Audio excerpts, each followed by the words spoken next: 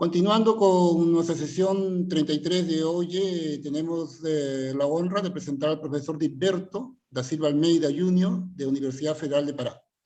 Para presentar al profesor Dilberto, paso la palabra al profesor Mauro Rincón. Adelante, profesor Mauro. Boa tarde, obrigado pela presença de todos. É um enorme prazer ter o Dilberto aqui nesse seminário nosso de EDP. Eu quero apresentar o Gilberto, que ele é natural de Altamira, no Paraná, no coração da floresta amazônica. É um prazer tê-lo aqui. O Gilberto fez licenciatura em matemática pela Federal do Pará, também em Altamira, primeiro curso que teve de matemática lá em Altamira. Depois ele fez mestrado em matemática pela Unicamp, doutorado no NCC, orientado pelo Jaime Rivera, mesmo orientador meu, né? Foi professor visitante do INPA em 2014 a 2016, fez pós-doutorado no NCC em 2019, atualmente ele é professor da Universidade Federal do Pará desde 2010, né? Ele já é professor lá, professor associado. Ele tem a área de interesse, análise matemática, análise numérica e modelagem em matemática. O Gilberto foi coordenador do Profmat em 2014, coordenador do programa de doutorado. É um programa de doutorado entre a Universidade Federal do Pará e a Universidade Federal do Amazonas, de 2017 a 2018. Ele é bolsista do CNPq, ele já orientou 15 dissertações de mestrado, 7 de doutorado, fez 3 trabalhos de conclusão de curso e orientou 3 projetos de iniciação científica. Ele tem, pelo Google Acadêmico, mais de 500 citações e tem mais de 52 artigos. Então, é um prazer ter o Gilberto aqui. Hoje, o Gilberto vai falar sobre estabilização de sistemas do Timoshenko do ponto de vista do segundo espectro de frequência. Segue aí, Gilberto, obrigado. Obrigado, Mauro, pelo convite. Obrigado, Juan. Para mim é uma honra estar aqui com vocês. Antes de começar a falar sobre os tópicos que eu vou abordar, eu quero parabenizá-los pela brilhante iniciativa de divulgação científica e matemática, né? Bem, primeiramente, ouvindo suas palavras a respeito do meu currículo, né, faz me lembrar que o tempo está passando, né? A gente vai fazendo as coisas em prol do desenvolvimento matemático aqui na nossa região e realmente, olhando para trás, a gente fez boas coisas por aqui, né? Bom, mas enfim, obrigado a todos pela presença, muito boa tarde. Como o professor Mauro falou, eu me chamo Gilberto e sou professor e pesquisador aqui na Universidade Federal do Pará, em Belém, Pará, região norte do Brasil. Esse é o título da minha apresentação e, em essência, eu não vou falar muito de tecnicalidades matemáticas, eu vou falar de resultados e especificamente desse ponto que é a parte final do título, segundo espectro de frequência. Ou seja, o que significa esse segundo espectro de frequência, quais são as consequências para o contexto de estabilização do sistema de Timoshenko, né? Esse é um tema que eu já venho investigando desde quando eu estive no INPA, né? Naquele momento que eu estive no INPA, 2015, 2016, o INPA, sem sombra de dúvida, é um local fantástico, né? E a cabeça da gente fica muito limpa, né? Fica filtrada para a gente estudar, e eu acabei descobrindo coisas interessantes que desde de lá para cá a gente vem pesquisando. Bem, aqui está um outline da minha apresentação, né? Seis tópicos. Eu vou procurar ser sucinto, passar as informações necessárias, sem me estender muito. Bem, meu ponto de partida é esse paradigma de Sofiane, tá? Eu vou indicar aqui com o meu mouse, né? Eu espero que vocês estejam vendo. Essas equações, a menos desse termo que está descrito, que está destacado na cor azul, são as equações do tipo Timoshenko, né? O que são essas equações? Um pouco mais à frente eu vou falar das características físicas desse modelo, mas basicamente é um modelo hiperbólico, uma equação diferencial parcial hiperbólica que modela a propagação de ondas em estruturas do tipo vigas, né? Vigas são estruturas elásticas da engenharia onde você tem uma dimensão de comprimento, uma profundidade e uma espessura. Só que para as engenharias, o interesse é que essa espessura seja pequena, né, para fins de experimentos que eles realizam. Eu inseri esse dump aqui porque esse dump faz com que esse sistema tenha um resultado, no mínimo, interessante em termos de decaimento exponencial. Aqui eu tenho a energia do sistema e, com a inserção desse mecanismo dissipativo somente nessa segunda equação, que é a equação da rotação nas seções transversais, eu obtenho um decaimento exponencial que está descrito aqui nesse teorema. Mas eu vou fazer mais alguns comentários em cima dessa equação pelo seguinte: a rigor, a gente teria que considerar, do ponto de vista mais prático, tanto um dumping aqui nessa equação de deslocamento, juntamente com esse dumping aqui. Ou seja, dado que essas equações são duas equações acopladas, o correto do ponto de vista físico seria eu inserir um dumping em cada equação. Tá? Esse resultado, com um dumping em cada equação, foi obtido pelo professor Raposo, juntamente com o professor Mauro, aqui da UFPA, publicado na Applied Mathematical Errors há alguns anos atrás. Mas, muito anterior ao estudo do professor Raposo, o professor Sofiane estudou esse modelo, com essa única dissipação, em 99. O professor Jaime Rivera e o professor Hack também estudaram esse modelo em 2003. Mas aí eles usaram técnicas matemáticas diferentes, né? O professor Jaime utilizou a técnica de semigrupo, diferentemente do que fez o Sofiane. Então, esse aqui é o resultado de decaimento exponencial para esse sistema. É possível estabilizar esse modelo da forma como está apresentado aí, desde que esses coeficientes aqui sejam iguais, ou seja, o K ρ1 aqui dividido pelo B ρ2. Mas K ρ1 e B ρ2 são as velocidades, né? Isso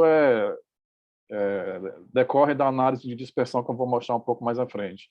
O modelo tem duas equações e duas funções, então para cada uma função eu tenho uma velocidade, que é descrita por K ρ1 e B ρ2, que são as ondas de corte e ondas de tensão. Mas isso não acontece na prática, né? Na prática, essas velocidades nunca são iguais. Esses coeficientes, eles agregam parâmetros de tensão e elementos geométricos, como dimensão, largura e espessura. Quando eu abro esses coeficientes, eu chego nessa relação aqui, K' é igual a 2, mais 2 vezes nu, onde esse nu aqui é a razão de Poisson.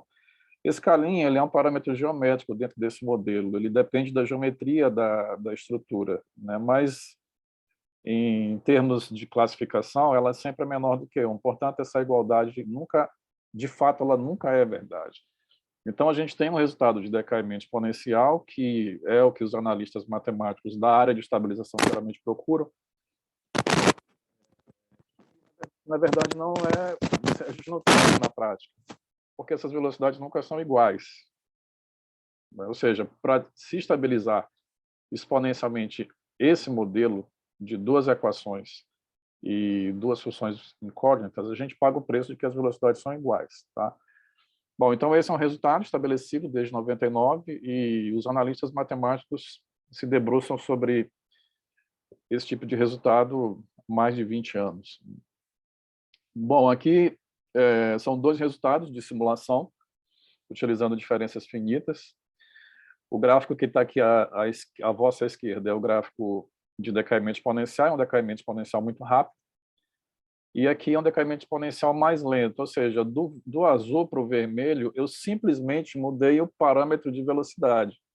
E veja o quanto ela muda drasticamente de comportamento. Ela passa de um decaimento rápido para um decaimento lento, quando as velocidades são diferentes. Esse decaimento lento ele já entra no contexto de decaimento polinomial, no tempo. Aqui estão as superfícies dessa simulação. Aqui está escrito rotação, mas na verdade, ambas são rotações, só que com velocidades iguais, diferentes, e aqui velocidades iguais. Quando as velocidades são iguais, de fato, o decaimento é muito mais rápido para zero, né? Aqui é um outro conjunto de simulações, onde eu tenho um decaimento mais rápido e aqui um decaimento um pouco mais lento, né? Veja que aqui sai de mais ou menos 55 para zero muito rápido, né? Aqui sai de 55 e nesse tempo de simulação aqui de 2 segundos, ele sai de 55 para 15, né? Uma variação de 30, uma variação lenta, enquanto que a variação aqui é muito mais rápida, né? Então, isso caracteriza esse contexto de decaimento exponencial ou decaimento mais lento, que é um decaimento polinomial. Só um minuto, por favor.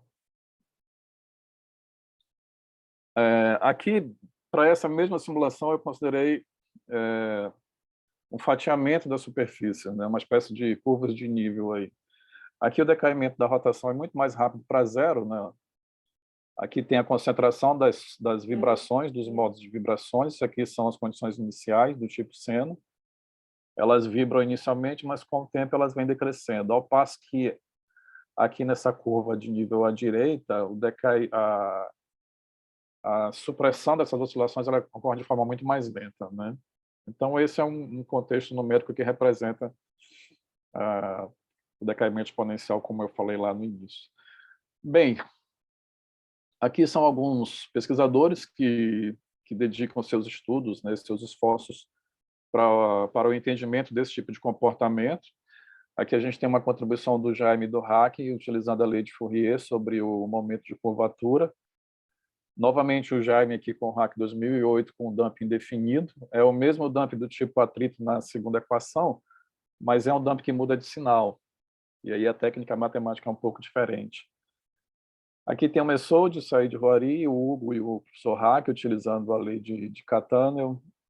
Eu, novamente, tenho um resultado aqui do professor Mauro, com o Jaime e eu também, utilizando a lei de Cattaneo e assim por diante. Então, temos recentemente aqui um artigo do Márcio Jorge, da UEL, e juntamente com o professor Hack, né, utilizando efeitos de história. Então, é um tema de interesse para os analistas matemáticos que estudam a estabilização. Eu destaquei aqui esse resultado de 2012 em JDE porque é um resultado também que gerou bastante surpresa, né?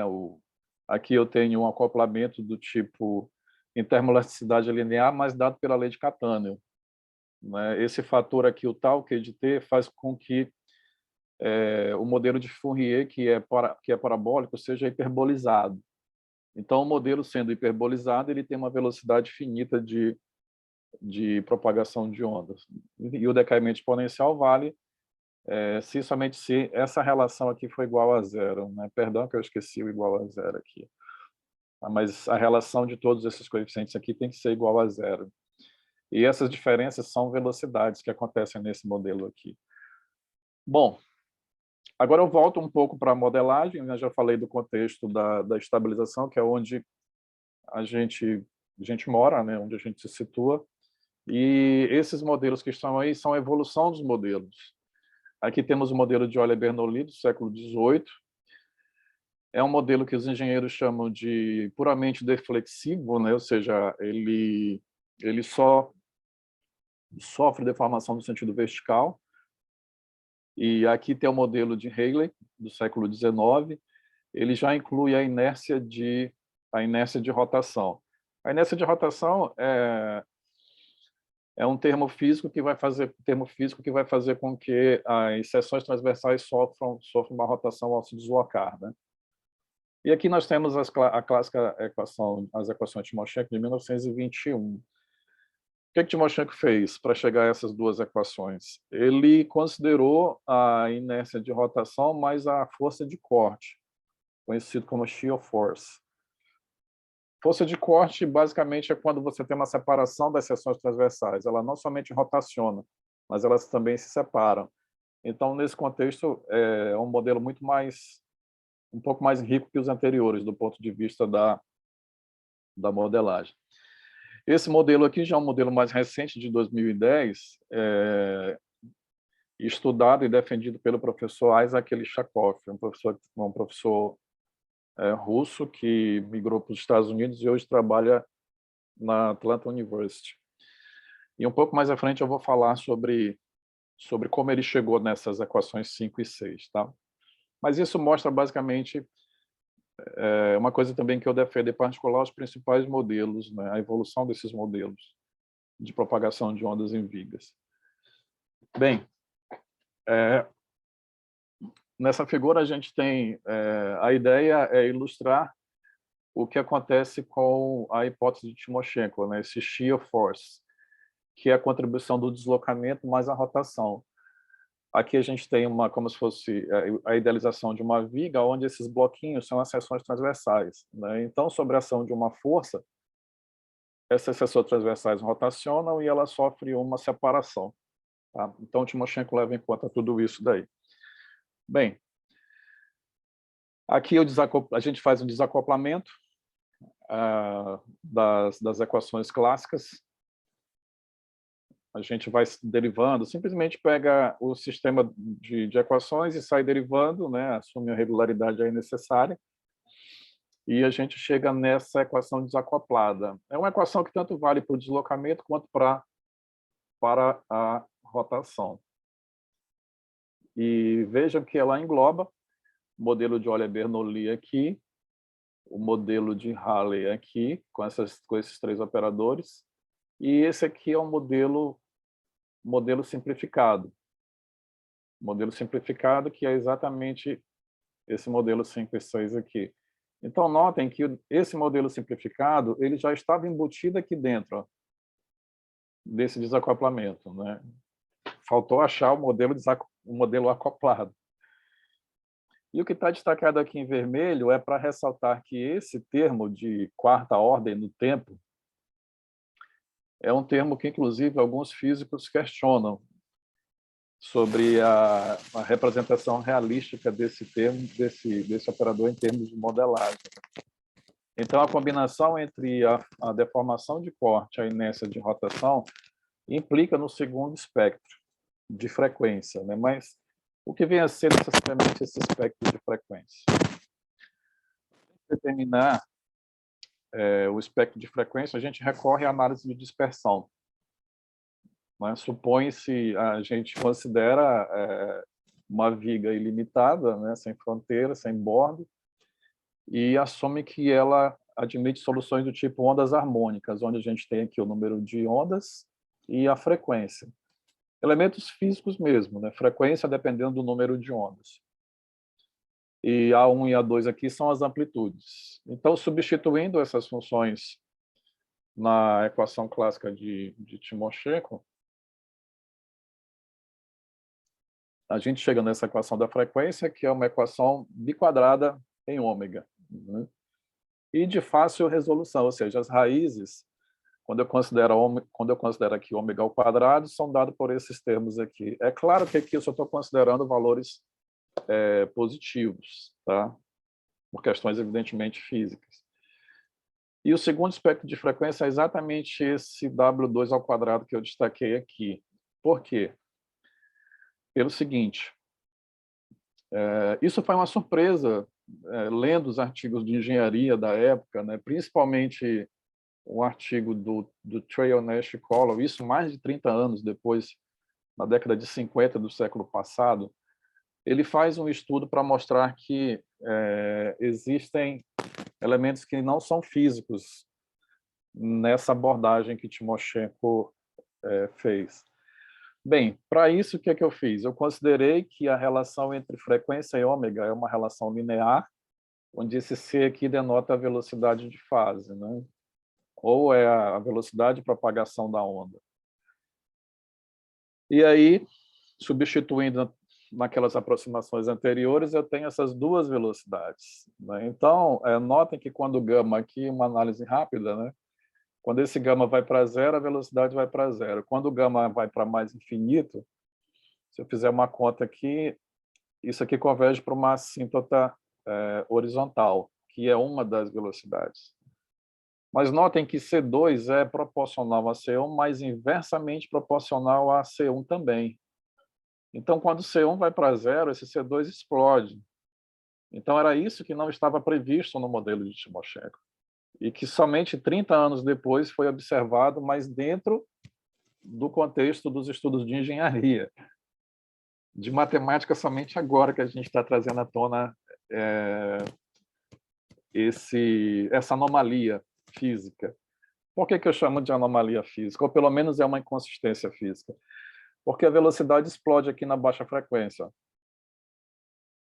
Isso aqui são os gráficos de velocidade. Essas assíntotas, essa em vermelho e essa em azul, são as velocidades, mas na baixa frequência, quando esse gama vai para zero, eu tenho um blow-up bem aqui, ó. Então, isso é contrário ao nosso entendimento físico, né? E aqui foi eu forcei que as velocidades fossem iguais, mas vejam que ainda permanece o blow-up aqui. Então, resumindo, o modelo de Timoshenko ele tem duas velocidades, mas agora está claro que elas são as velocidades para altos números de ondas. Para baixos números de ondas, que é chamado regime de baixa frequência, essa velocidade elas são inversamente proporcionais e, portanto, você tem esse blow-up aqui. Bem, vamos voltar um pouco à questão da modelagem. Em 1921, juntamente com Paul Rehfest era físico, e também esse é um outro lado da história, que eu vou destacar um pouco lá no final. Ele considerou que os dois conjuntamente consideraram que, para o equilíbrio de forças na modelagem, aplicou-se o princípio de D'Alembert para o equilíbrio de forças na rotação. Mas, lá da mecânica, o princípio virtual, né, do princípio de D'Alembert, do equilíbrio de forças, originalmente ele é aplicado nos deslocamentos, não na rotação. E essa foi uma observação feita por Elishakoff em 2010.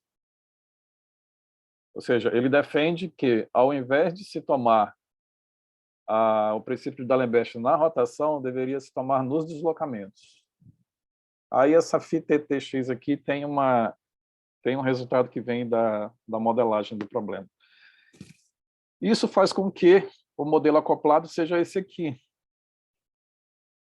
Notem que ele é diferente do modelo clássico simplesmente por esse operador. E é o que a gente está chamando de sistema de Timoshenko sem o segundo espectro de frequência. Por quê? Pelo seguinte, quando a gente faz a análise de dispersão da mesma maneira que foi feito para o caso clássico, a única velocidade de propagação de ondas é essa aqui, ó. Vejam que interessante.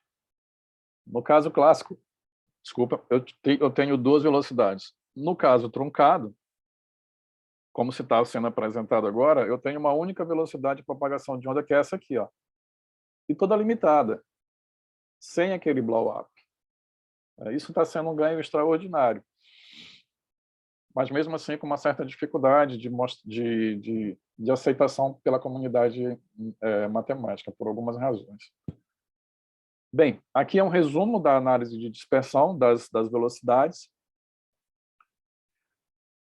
Aqui é a reta de velocidade do modelo de Euler, modelo parabólico, né, um modelo que tem velocidade infinita de propagação de ondas, tem suas limitações, né, dado que é parabólico.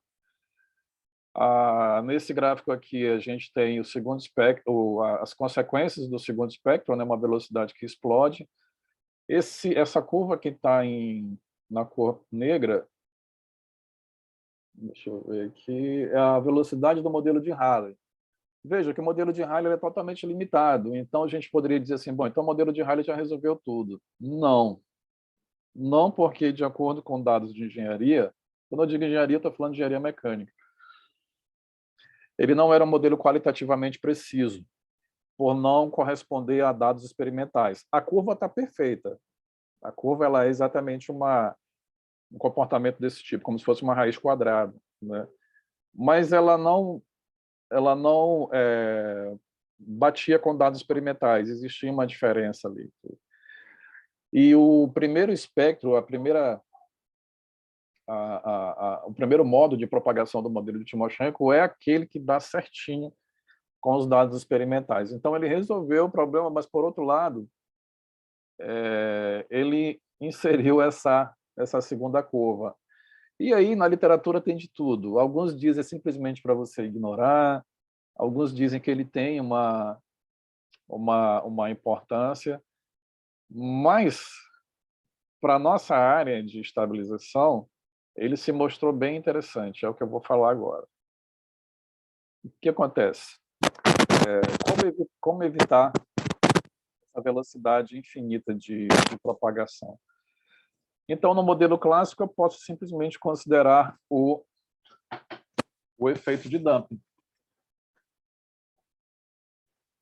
Então, desculpem, o efeito de dumping, ele faz com que eu elimine esse segundo espectro. Então, veja que aqui essa parte da superfície que está para cima é a permanência do segundo espectro desse modelo aqui, ó. E a partir de um certo valor de dumping, porque esse gráfico aqui é o número de ondas, dumping aqui é a velocidade.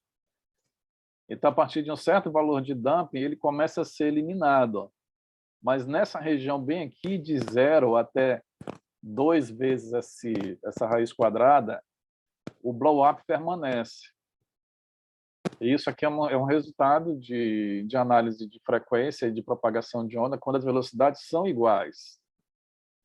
Quando as velocidades são iguais, porque facilita na resolução do sistema, né? E aí, quando as velocidades não são iguais, a gente recorre a métodos numéricos, mas basicamente os resultados são os mesmos. Um minuto. Então, vamos lá.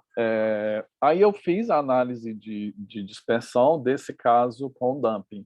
Tá? Desse caso com dumping. E aqui está as velocidades, e que representa exatamente essa superfície aqui. Tá? Bem, então, nos próximos gráficos, ao invés de eu considerar a superfície, eu fui tomando valores de dumping. Tá? Então, entendam que essa curva que está em vermelho é a simulação sem dumping. Tá? A curva de vermelho é a simulação sem dumping. A curva aqui que está por trás dessa, na cor azul,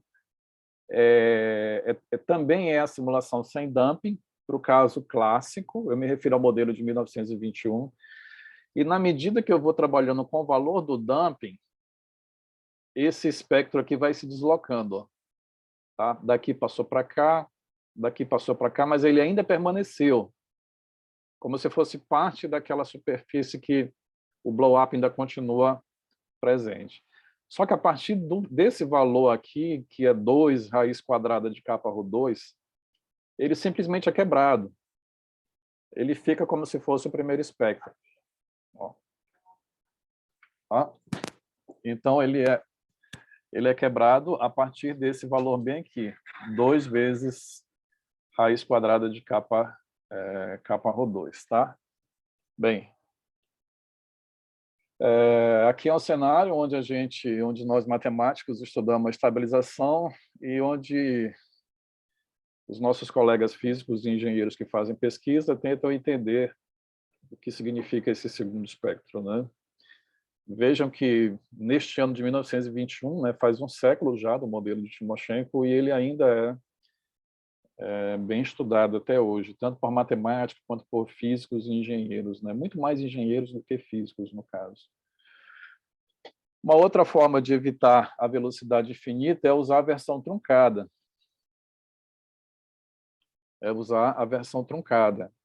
Tá? Onde a gente tem a mudança do caso clássico para esse operador bem aqui. Tá? Então, eu evito a velocidade infinita. Bem, energy varies depending on frequencies. O que eu quis dizer com isso? É uma outra forma de analisar o aspecto não físico dessa segunda velocidade na baixa frequência. Analisando o que o físico russo Nesterenko chama de energia de Ostogradsky. Né? O que é essa energia de Ostogradsky? É o hamiltoniano do modelo avaliado por uma solução particular. Então, aqui nós temos o formalismo lagrangiano, né, para as equações clássicas. Aqui nós temos o formalismo do hamiltoniano. Novamente, isso somente para o caso clássico, por enquanto. E aí, depois de alguns cálculos, a gente chega nesse valor aqui para o hamiltoniano. Relembrando a equação da frequência que eu construí lá atrás, né, para o caso clássico, sem dumping, claro. Uma equação biquadrada. E, considerando essa solução particular, notem que aqui é conveniente, né, eu assumir essa solução particular, porque eu vou usar, como eu estou fazendo cálculos integrais, eu vou usar a ortogonalidade dessas funções senos, né? Então, a energia de Ostrogradsky, que é o hamiltoniano calculado para essa solução, fica dessa forma. Só que esse termo quadrático menos ômega 4 é o produto entre as duas raízes da frequência. Tá? Porque é uma equação biquadrada, eu conheço as raízes, eu consigo esse formalismo algébrico. E, portanto, eu consigo escrever a energia de Ostrogradsky com a dependência somente das frequências. Né? E nota que essas frequências também dependem do número de ondas. Né? Então, é claro que para um dado número de ondas, eu tenho essa relação de ordem, tanto para uma quanto para outra. Tá? Então, para um dado número de ondas, no caso aqui seria representado por esse modo de vibração, a energia ela fica negativa. Né? Então, é mais um elemento para corroborar os aspectos não físicos desse segundo espectro de frequência. Tá? Então, aqui eu fecho uma outra parte também da minha apresentação. Eu só estou consultando aqui o celular para ver a questão do tempo. Bem, cálculos similares mostram que, para a versão truncada, isso que é o interessante, até porque eu só tenho uma frequência e uma velocidade de propagação de ondas, a energia de Ostrogradsky é positiva. Tá? A energia é positiva. Bem, aqui está algumas diferenças entre esses modelos. O modelo de 1921, ele tem deslocamento vertical, rotação angular, bend moment, shear deformation, rotor inertia e duas velocidades, né? True wave speeds. Ao passo que o modelo simplificado ele tem tudo isso a menos da inércia de rotação e somente uma velocidade. Tá? E somente uma velocidade. Mas são modelos que satisfazem aos propósitos da modelagem de propagação de ondas em vigas, estruturas elásticas. Aqui tem as duas energias para cada um dos sistemas. E uma questão que foi levantada no passado recente, né, 2017 para 2018, é se essa energia aqui é exponencialmente estável, independente do número de estabilidade. E aí, eu, juntamente com o professor Ramos, daqui da UFPA também, nós provamos que sim, que esse modelo é exponencialmente estável sem nenhuma relação entre os coeficientes. Aí, depois de todo esse trabalho, foi o momento de refletir sobre esses resultados. Depois de todo esse trabalho, porque a gente... nós publicamos o resultado em 2017, aí depois vieram outros resultados. Nossos alunos aqui da pós-graduação foram envolvidos com esse problema, saíram teses, inclusive, com essa abordagem, e uma grata surpresa para a gente foi a participação do professor Ishakov nesses resultados. A partir do momento que ele viu o nosso primeiro resultado, ele entrou em contato conosco, elogiando o trabalho que tinha sido feito e defendendo, inclusive, que nós estávamos no caminho certo. A partir daí, a parceria está estabelecida. É um pesquisador, trabalha na Florida Atlantic University, super produtivo, já escreveu dezenas de livros, quase 500 papers publicados. Então, realmente é uma pessoa que tem muita experiência no assunto. Aqui é um resultado que nós publicamos ano passado, utilizando a mesma abordagem, a mesma técnica, só que para o modelo truncado. Modelo truncado por elástico. Tá? Modelo truncado por elástico, que também é um modelo acoplado de propagação de ondas em estruturas porelásticas. Nós provamos que tem uma velocidade limitada, a outra é limitada na alta frequência, mas explode. E mostramos também que um mecanismo de dumping agindo só em uma equação, ele também elimina essa inconsistência física. Aqui são resultados mais recentes. Conseguimos publicar um trabalho em Acta Mecânica, um jornal de mecânica, né? Não é um jornal que tem a cotação matemática, mas é um jornal muito bom. Um outro resultado que nós publicamos agora em 2021 em Applied Mathematical Errors para um modelo chamado modelo de corte, né, shear beam. É um modelo que a gente ainda está procurando estudar um pouco mais sobre as características e as propriedades físicas, mas uma propriedade física já é a velocidade finita de propagação de ondas. Tá? É um modelo do tipo Timoshenko que não tem inércia de rotação. Tá? Ele não tem a inércia de rotação. A gente pode classificar ele como um tipo de modelo truncado também, nesse sentido de que ele tem somente uma velocidade de propagação de ondas. Bem, aqui a gente resume a análise de dispersão feita para esses modelos, né? O clássico modelo tem duas velocidades. Para a estabilidade exponencial, a gente precisa da igualdade. E, no caso contrário, o decaimento é polinomial. E os modelos truncados, tanto o modelo truncado quanto o shear model, ele só tem uma única velocidade de propagação de ondas, então ele é exponencialmente estável, independente da relação entre velocidades, né? Bem, aqui são a extensão desses resultados para o caso 2D, Midland-Timoshenko Plate. Esse sistema, em relação ao caso unidimensional de Timoshenko, é um sistema pouco estudado, mas a gente tem aqui alguns resultados do professor Hugo Fernandes Sari, e aqui do professor Capello, fez tese aqui conosco em cima desse sistema.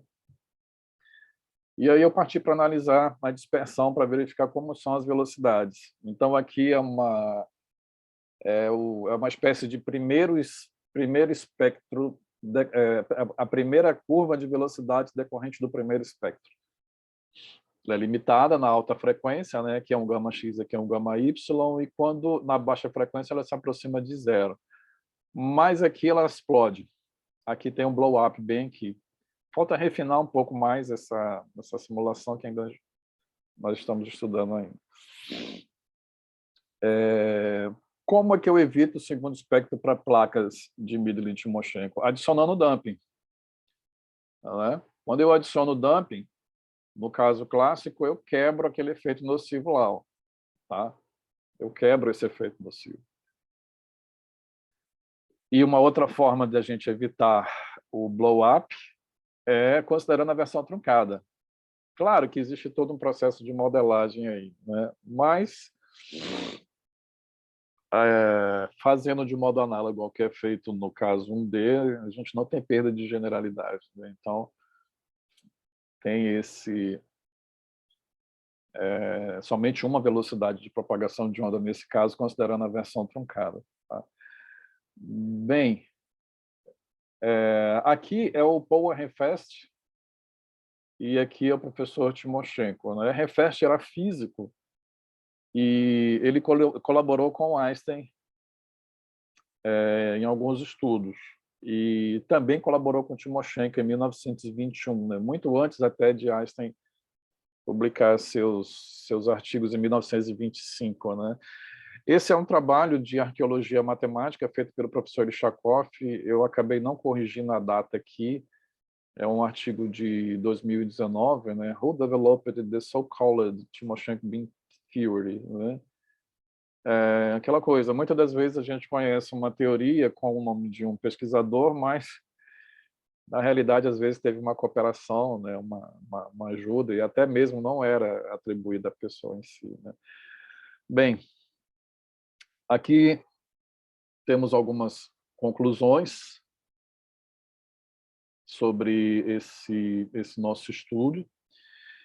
E o que eu coloco aqui como problema em aberto, na verdade, é a questão do semigrupo. Nós conseguimos resolver, eu, o professor Miranda Freitas, daqui também da UFPA, juntamente com o professor Ramos, nós conseguimos resolver a boa colocação utilizando o método de Galerkin. Não é? Por que nós adotamos o método de Galerkin? Porque esses modelos truncados, eles quebram a simetria do caso clássico. E quando ele quebra a simetria, a gente ainda não conseguiu colocar ele no formalismo do problema de Cauchy, para termos o semigrupo, e a partir daí fazer análise, né? Alguns colegas já sugeriram que a gente pode assumir o semigrupo, né? Isso é perfeitamente possível matematicamente. Assume-se o semigrupo com base numa solução de Galerch, né? Mas nós gostaríamos de ver o semigrupo, né? A forma explícita do semigrupo, pelo menos para esse caso truncado aqui, a menos que se tenha uma transformação que nós ainda não enxergamos, a gente não tem o semigrupo. Então, esse é um problema interessante. Aqui estão as referências, a referência do professor Isaac Lichakoff. Aqui é um texto que trata da modelagem, o artigo do professor Hack, com o Jaime, o professor Sofiane, em 99, o artigo de Timoshenko e alguns livros de Timoshenko. Aqui está o professor Stephen Prokofievic Timoshenko, né? Nos deixou em 1972. E, assim, eu quero finalizar, né, agradecendo mais uma vez ao professor Mauro Rincon, ao professor Juan, e também dizer que eu particularmente acredito que nós estamos muito próximo de uma fronteira do conhecimento, porque primeiro nós estamos dando uma resposta para um caso que foi colocado na literatura em 1999, né? Ou seja, o caso clássico com o único dump, ele só é exponencialmente estável se as velocidades forem iguais. Isso matematicamente é válido, só que na prática isso não é verdade, porque as velocidades não são iguais. Então, o que faz com que isso ocorra é por conta do blow-up na segunda velocidade, onde o dumping vai descer esse blow-up, vai fazer com que as velocidades se propaguem de forma uniforme, e aí a gente tem o decaimento exponencial. Me lembro certa vez, antes da pandemia, uma das últimas vezes que eu conversei com o professor Perla, né, que ele me perguntou sobre esses resultados e tudo, ele me citou Lyons, né? Ele disse que Lyons, nos seus estudos iniciais, dizia que para um sistema ser controlável, a velocidade da onda tem que ser unitária, né? Então, no caso clássico de Timoshenko, eu penso que é realmente isso, né? Porque velocidades iguais significa que você tem velocidade unitária para cada onda daquela, né? Mas isso, do ponto de vista físico, não é verdade. Isso que sempre me intrigou, né? E aí, através dos estudos, conseguimos descobrir esses novos modelos que dão uma boa contribuição para justificar todo esse contexto. Bem, professor Mauro, muito obrigado, eu fico por aqui. Tá. Obrigado, Gilberto. Vamos passar aqui a parte de arguição. Quem quer fazer alguma pergunta, chama aí o nosso amigo Raposo para fazer alguma pergunta, Raposo. Você que está aí nos ouvindo, nosso amigo, nosso colega. Mas, enquanto isso, enquanto as pessoas pensam um pouquinho nas perguntas e o Juan libere, vamos falar um pouquinho sobre esse modelo de Timoshenko clássico, sem dumping, e você manipulando esse ρ1, ele tem algum tipo de decaimento, Gilberto? Não. Sem dumping nenhum, o clássico mesmo, aquele sistema acoplado. Você pode aumentar aquele ρ1 de alguma forma que a energia, sei lá, cinética seja superior à energia mecânica, não? É uma boa pergunta, né? Porque todos esses parâmetros dependem da geometria da estrutura, né? Quando eu digo geometria, por exemplo, você pode ter uma viga, uma placa, ela pode ser retangular, ela pode ser cilíndrica, e nos trabalhos de engenharia, eles consideram a dimensionalização, né? Ou seja, esse ρ1, ρ2, o kappa e o b, eles jogam tudo para o parâmetro de espessura, para o epsilon. Então, na verdade, é esse epsilon que acaba governando todo o sistema. E lá, o que acontece? O epsilon tem que ser entre 0 e 1. Então, o próximo de 1 é o que eles chamam de viga grossa. e muito menor do que 1 é slender beam, né, uma viga mais fina. Então, uma viga grossa seria uma viga, no caso de Euler, porque ela só tem deflexão pura, né, e vigas mais finas permitiriam a rotação na seção.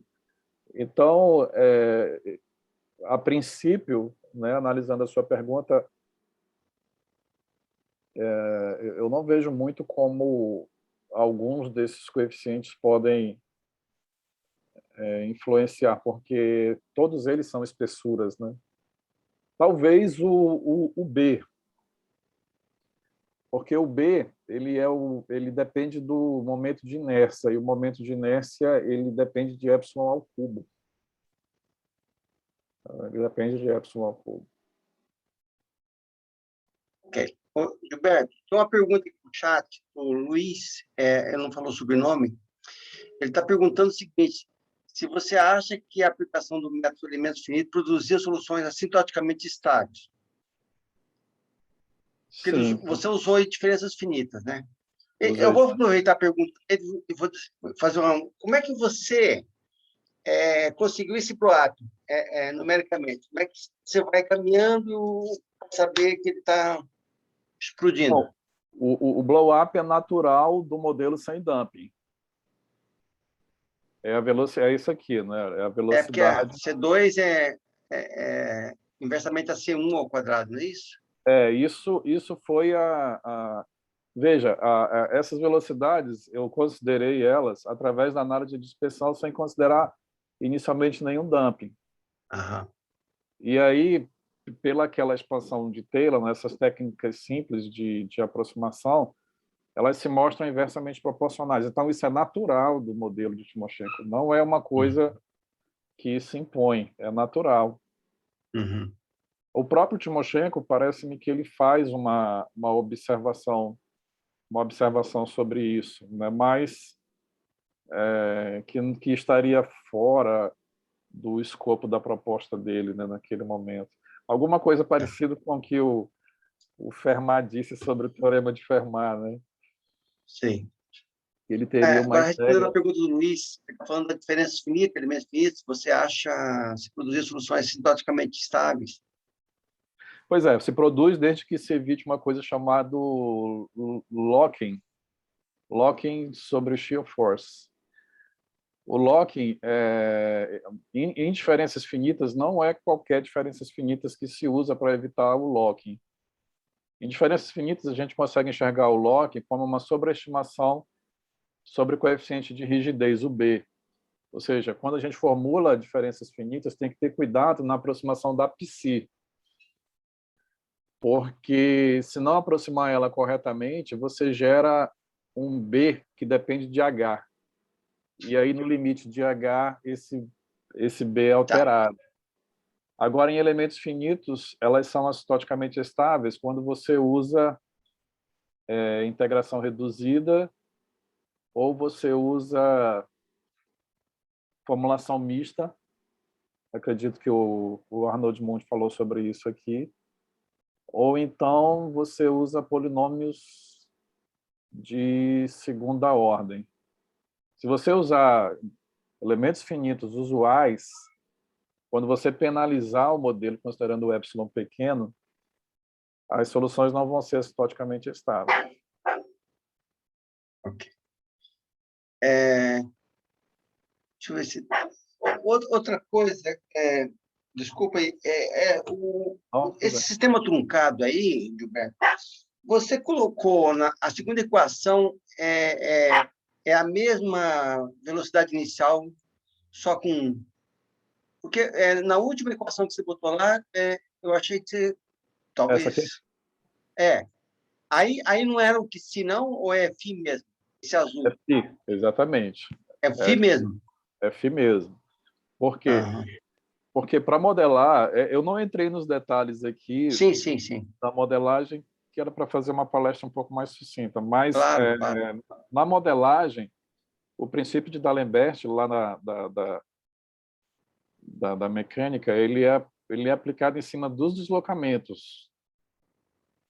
Então, esse professor Ishakoff, ele fez isso. Ele aplicou o princípio de D'Alembert nos deslocamentos. Só que Timoshenko, na época dele, eu estou dizendo isso porque eu li um artigo do professor Irishakov, onde ele fala sobre quem foi que desenvolveu o modelo de Timoshenko, né? Como Timoshenko queria fazer hipóteses sobre a rotação, que estava ausente nos modelos anteriores, aí ele aplicou esse princípio de D'Alembert, que é para o equilíbrio de forças, na rotação, e não no deslocamento. Porque você é levada naturalmente, se você olha o modelo anterior, modelo clássico, Timoshenko, está lá o Cid TT e o de baixo já não aparece mais o Cid TT. Então, você leva para pensar que o Gilberto errou aí, não conhece esse modelo. Mas, de qualquer forma, esse modelo, não sei se eu estou me exagerando aqui, esse modelo, então, não tem o problema desse espectro explorável. Não. Esse modelo simplificado? Não tem. Não tem, ele tem uma única velocidade, e essa velocidade é totalmente limitada para todo o range do número de ondas. Ok. O que foi surpresa para todos na época, veja, o modelo de Timoshenko é de 1921, somente em 1950, dois professores americanos, Trail Nash e Collor, né? Collor, não é Collor, é Collor com A, trataram um artigo bem denso falando sobre isso. Ok. Eu acho que eu tô se tem... Bom, Raposo, pode comentar, Raposo. Boa tarde, Mauro. Boa tarde. Excelência. Boa tarde. Que é isso? Boa tarde, Juan, o grande expositor, meu amigo Gilberto e demais companheiros que estão aí participando do evento. Não, o que eu queria comentar é sobre essa questão que você perguntou aí, com relação à equação 4 e à equação 6, né? Esse termo em azul, se seria o φ ou psi. Observe que, e aí, aproveitar, tentar dar um gancho na sua primeira pergunta sobre a importância desses coeficientes ρ.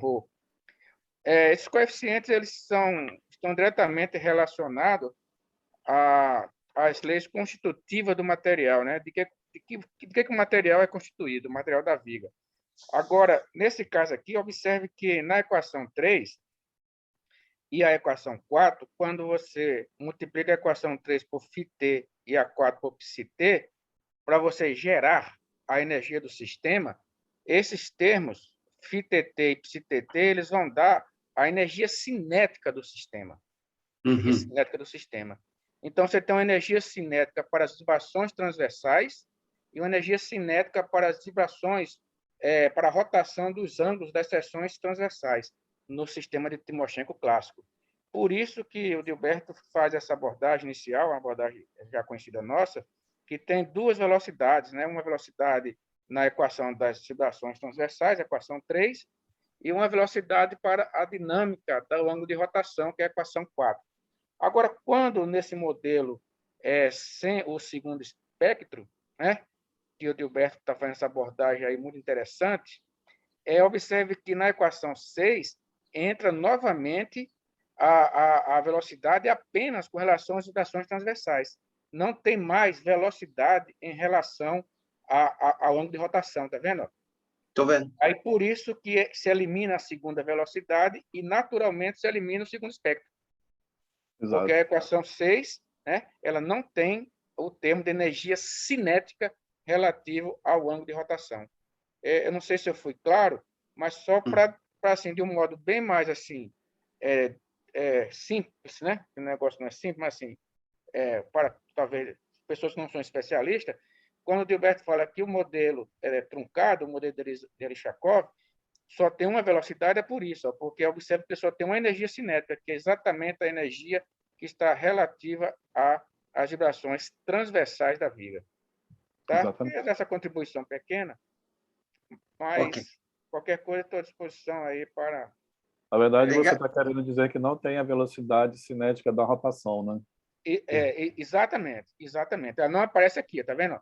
A velocidade cinética da rotação ela está na equação 4, no modelo clássico de Timoshenko, e não está presente na equação 6, no modelo né, de Lizakoff. Exatamente isso, Gilberto. De um modo assim, dizer a mesma coisa que o Gilberto falou, com outras palavras, porque às vezes a pessoa, né, pode entender melhor com outras palavras. Gilberto, our friends, Taufik, that is the question for you. Hello, Look in chat. Hi, Taufik. How are you doing? How are you? Hope you are fine. Thank you very much. So I have a small question about the local damping. So I think here you take mu phi t with the global damping. So do you still have an exponential decay if you take a local instead of global damping? For the Brest-Timoshchenko system? Are you talking about local damping for which model? For frictional damping. So instead of taking mu phi t, you take mu of x, where mu of x is defined just on a small part of the interval 0L. But acting on truncated version, yeah? Yeah, exactly. Not yet. Oh, okay, thanks. Not yet. But I think it's possible to get the exponential stability by, like I said before. Because here we have still a problem about the semi-group operator. Yes. The problem for us is the semi-group setting, yes. But I think we can recover the Fayed-Galerkin method to apply in these models. I remember another suggestion also. So I think if you propose a penalized version for the truncated Brest-Timoshchenko system, and this penalized problem will generate a C0 semigroup, then you take, for example, epsilon tends to 0. So the family S epsilon of T of semigroups will tend to some operator. So this is just a suggestion. Yeah. By penalize the system on. Yeah, exactly. If you penalize the system and the penalized system recover a C0 semigroup, then we take the penalized to 0. Oh, maybe. Good. Yes. Maybe it works. But after that, we must be penalized the parameter, yeah? Exactly. The parameter must be penalized, or we have to add some extra term multiplied by the penalized term, like epsilon psi tt, for example, for the second equation, I think. Yes. Maybe. That's a good question, my friend. Thank you very much. Pelo que eu entendi, o que o Taufik está dizendo seria considerar um modelo penalizado, fazer um misto. Penalizado com a equação? Com as duas, o clássico e o truncado. E aí você penalizar o clássico seria você obter o truncado. Você colocar uma coisa do tipo um epsilon psi-tt aqui. X. Exato. Isso. Entendi. Bom, estamos aqui para trabalhar, nós estamos abertos. Ideias tem muita. Yes, you are open to collaboration, my friend. Thank you, Taufik. Alguém tem mais alguma pergunta? Nice to see you. Ok. Gilberto, muito obrigado pela sua presença, sua participação, sua brilhante palestra nesse nosso seminário. Obrigado a todos que estão aqui assistindo. Agora eu passo, então, a palavra para o Juan, que é o mestre